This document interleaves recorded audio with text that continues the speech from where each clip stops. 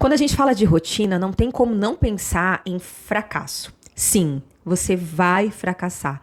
Isso faz parte do mundo que nós vivemos, um mundo que jaz no maligno. Tendo em vista esse pensamento, eu tenho certeza que isso vai te ajudar a viver uma vida, uma rotina com mais contentamento. Se você quer aprender, o vídeo de hoje vai ser muito importante para você. Venha comigo então, está preparada? A gente já vai começar.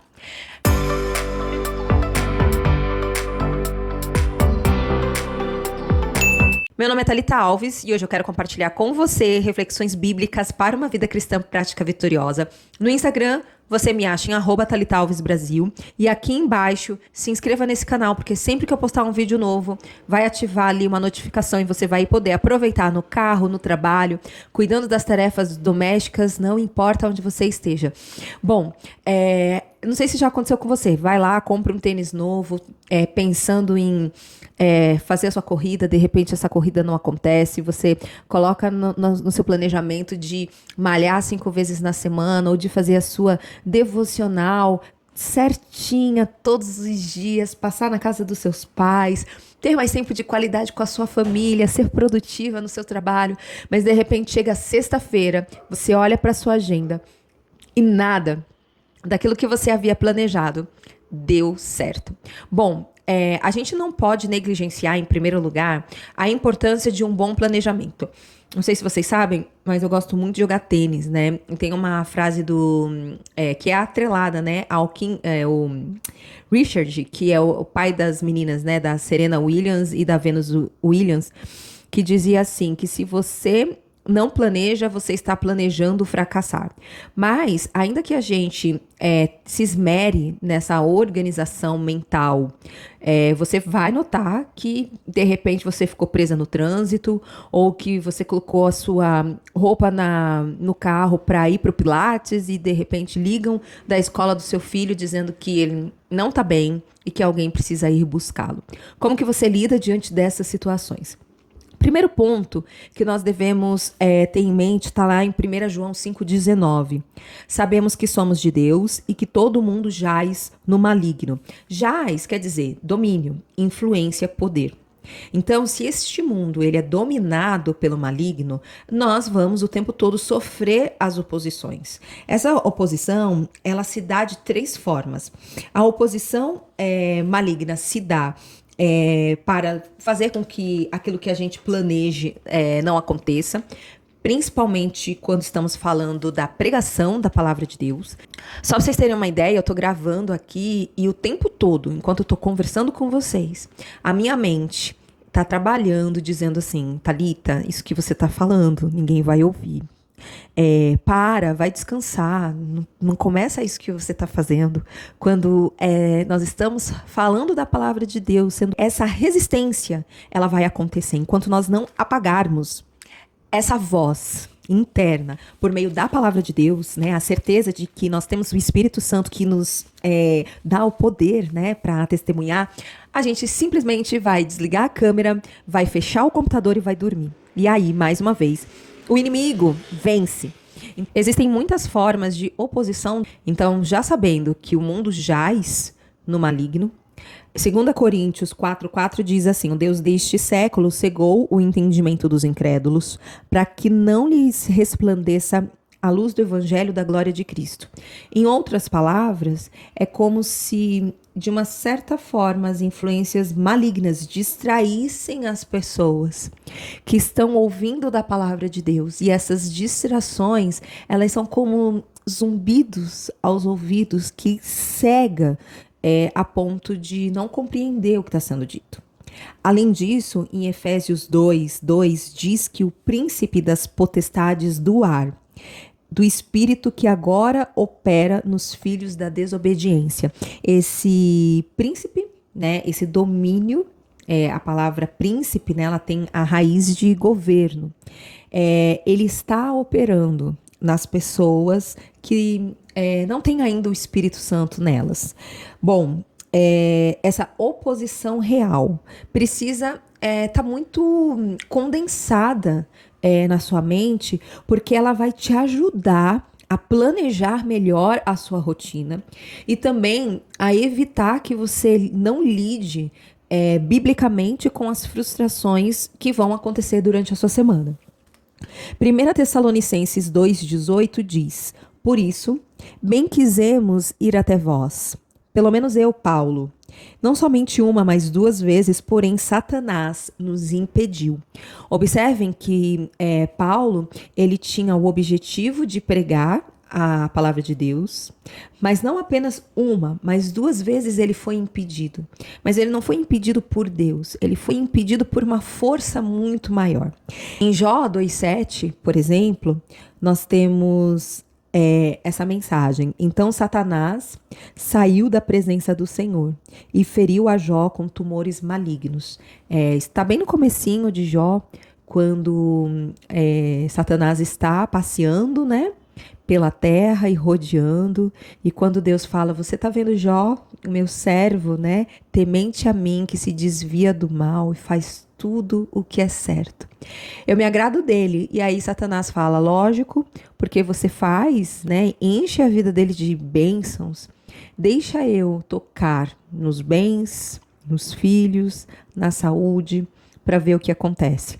E aí, esse trecho é quando Satanás, ele acomete, né, a gente sabe que ele é poderoso, as forças malignas, elas são poderosas, não mais do que Deus, e ele foi ferido por tumores malignos.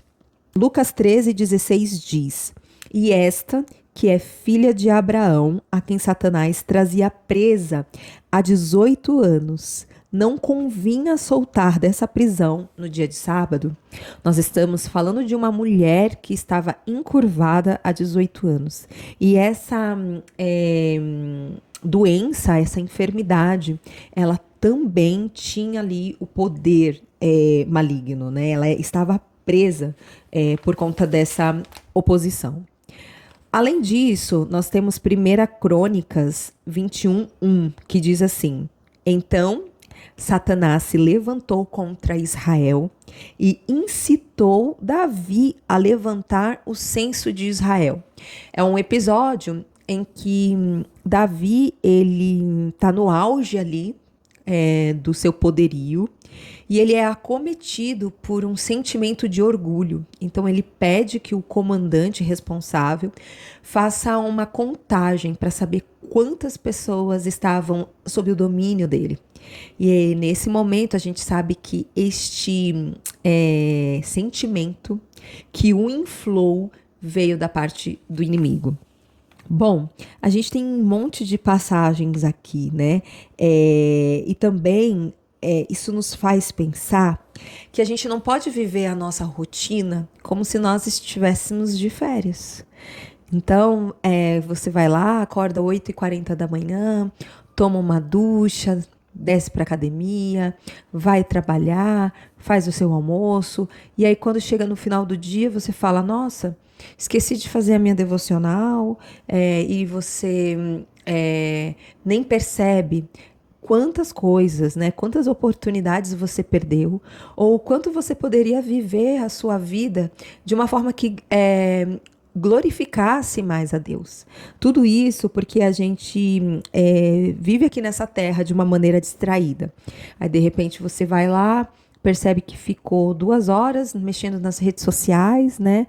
Ou que não concluiu a tarefa que era importante, precisava ser finalizada no dia, ou que de repente você encheu a sua manhã com carboidrato sem nenhum valor nutricional. Tudo isso porque a gente não se atentou. E o que vai acontecer? Vamos viver dia após dia dessa mesma maneira e chegando no final do ano com esse sentimento aí de fracasso, né? Não vamos nos deixar, gente, ser moídas e viver nessa terra só desejando, sem foco, sem perspectiva.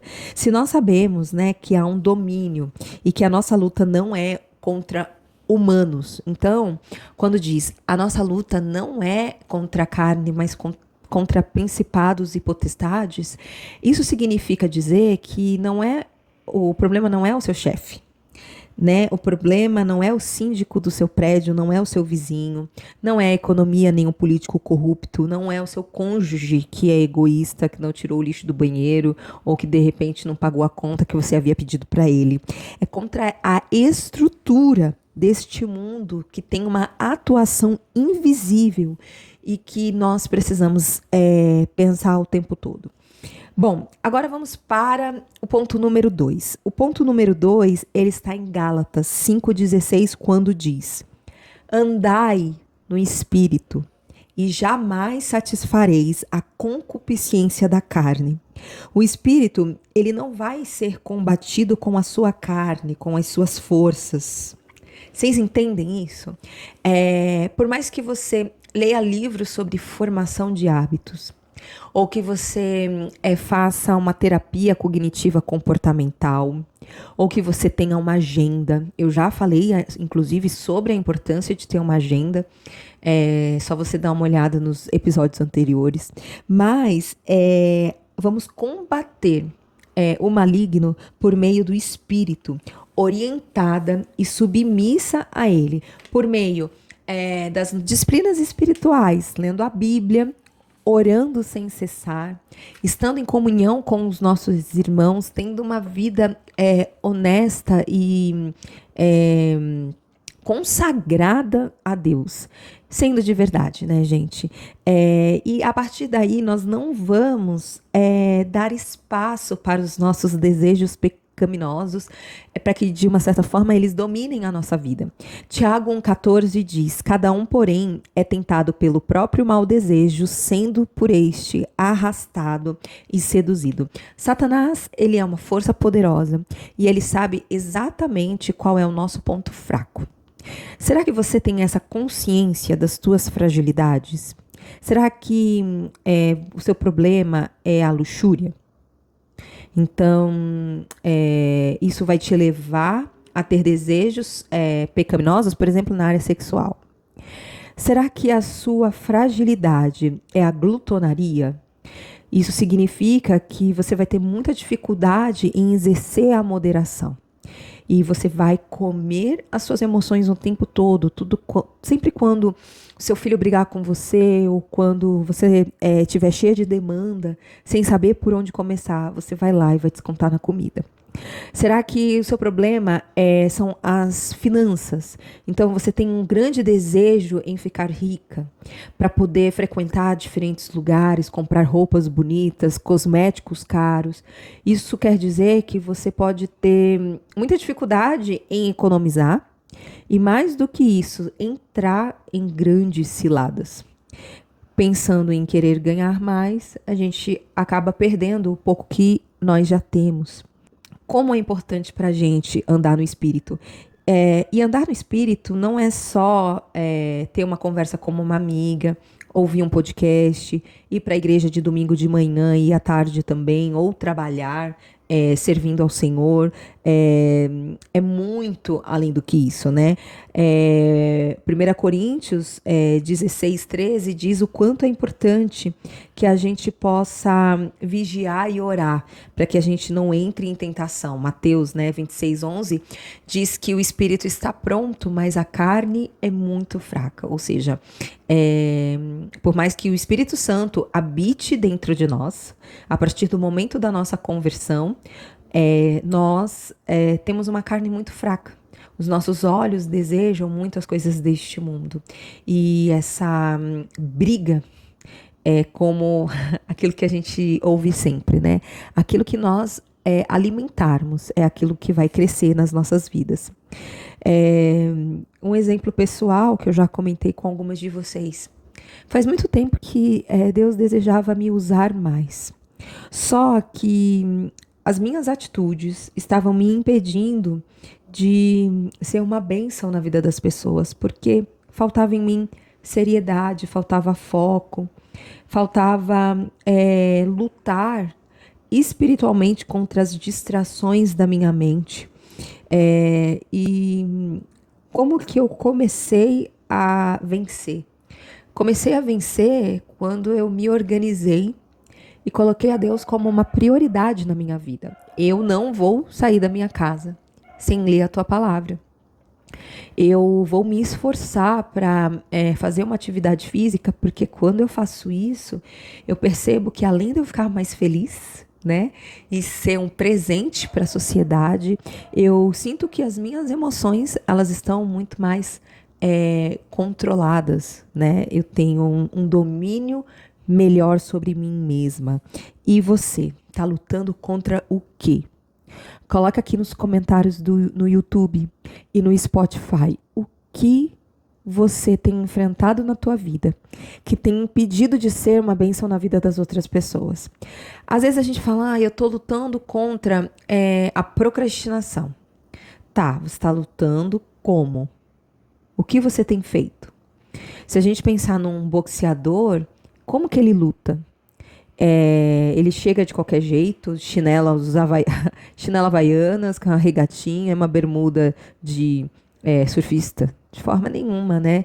Ele se aparelha, se prepara, coloca a sua luva ali, né? A gente que lê a palavra de Deus sabe muito bem que nós devemos, como nós devemos nos portar. A gente sabe que o capacete da salvação, né, a couraça da justiça, a espada, que é a palavra de Deus, né?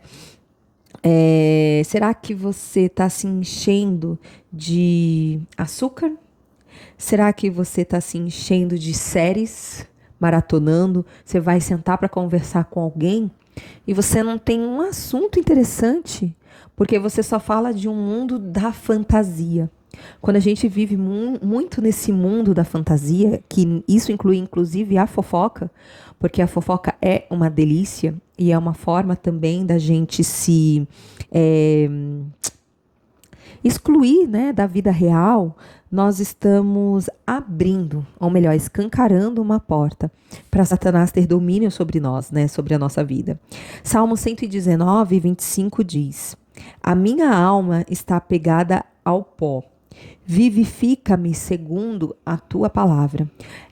Davi está dizendo, Senhor, eu tenho passado, né, por muitas aflições, porém, existe algo que pode me trazer o renovo. E esse renovo, ele vem pela palavra de Deus, vivificado pela palavra de Deus. Isto é a minha consolação na minha aflição, que a tua palavra me vivificou.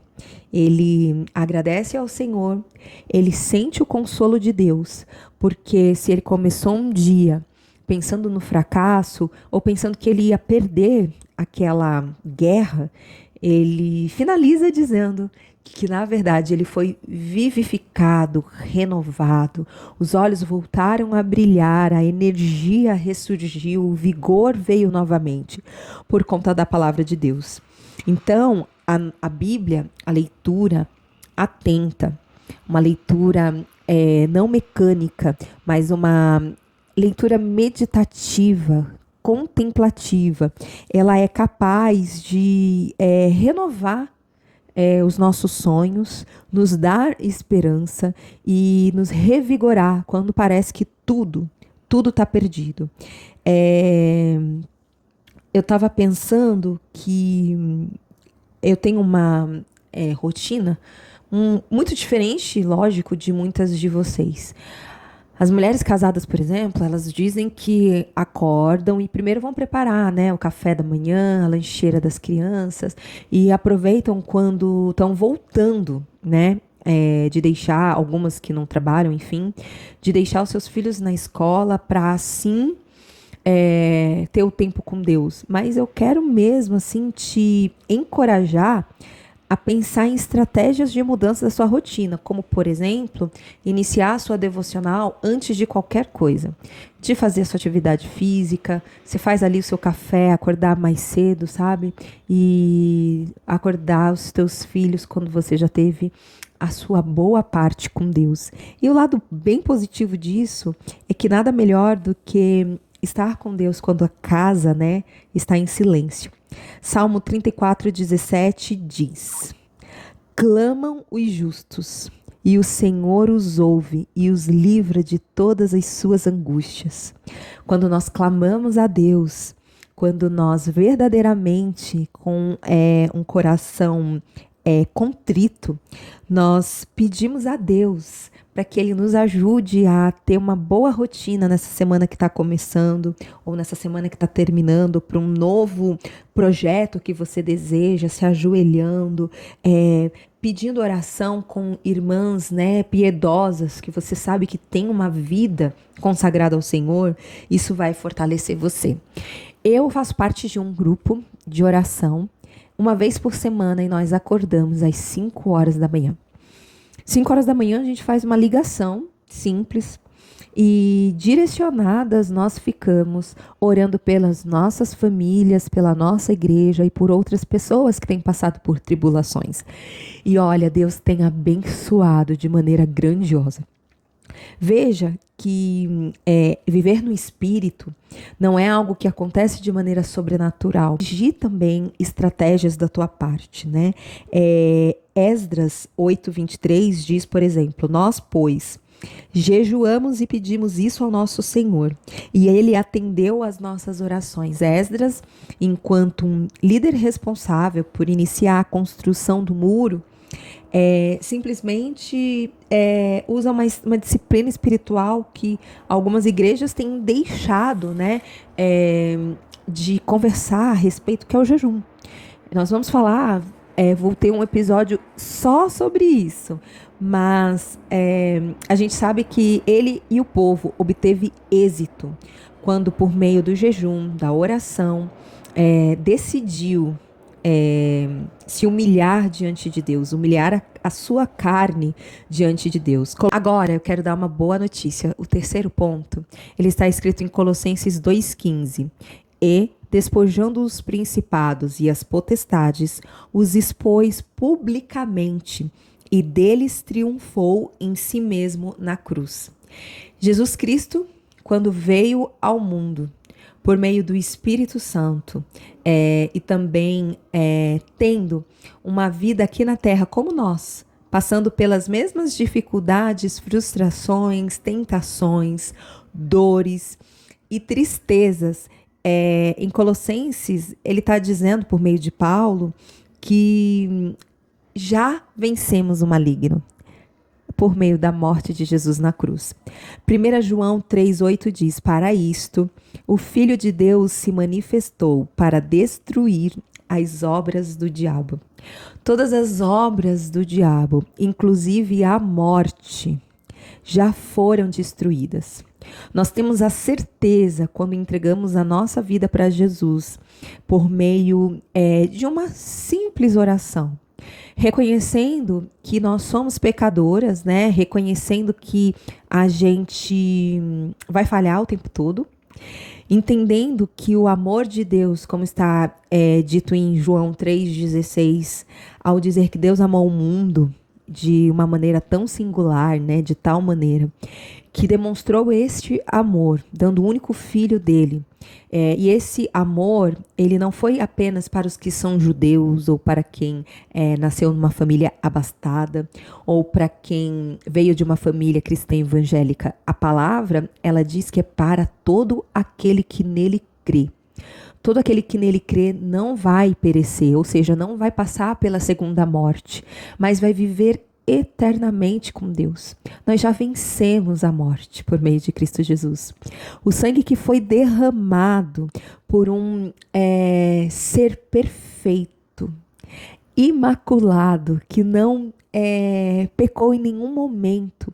Esse sacrifício, ele já é suficiente para que você acorde hoje, sabendo que você já venceu. E por mais que as coisas não aconteçam do jeito que você planejou, você ainda assim, em Cristo, tem a convicção de que Ele tem planos preparados para você. Não se entristeça por conta disso e recalcule a rota, né? Vamos voltar a recuperar a nossa esperança. Às vezes pode ser um negócio que você começou e de repente percebeu que não era bem aquilo e você faliu. né? Quantas pessoas já iniciaram inúmeros negócios, não desistiram, e hoje tem empresas consolidadas, empresas que abençoam muitas vidas. De repente, um namoro que não deu certo e você acha que todos os homens são iguais, alguém que você amava tanto, né?